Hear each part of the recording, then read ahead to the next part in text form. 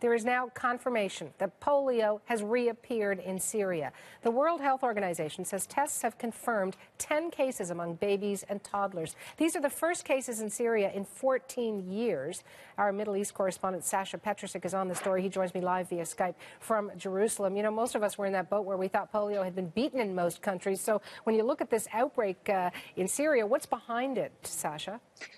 Well, Suhanna, you're right. There's only 3 countries in the world where polio is still a serious issue, and Syria used to be immune to it, used to be a place where polio just didn't reappear. It has come back. It's come back in the northeastern part of the country, and for many of the same reasons that you might expect. The country's been at war for many months. The conditions there are awful in many cases, and worse than that in many others. There are many refugees inside the country itself who don't have access to clean drinking water or to fresh food, and that is exactly how polio is transmitted.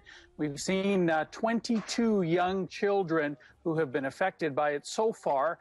They have been paralyzed, which is what polio does very quickly. It attacks the nervous system. So this is one of those cases where exactly the right conditions exist for the spread of this highly communicable disease.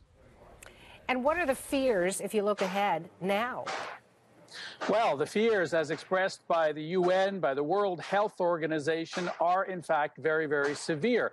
If you imagine more than 3 million young children, many of them who have not been immunized in any sort of way against polio. These are children under 5 years old within Syria, and many others, thousands in fact, who are leaving the country every single day into Turkey, into Jordan, into Lebanon, into many other areas of the Middle East. And what this means is that this disease is not only a threat inside Syria, but in fact it could start spreading outside the country as well to those who have not been immunized. So it is a very grave threat, one that the World Health Organization is flagging right now.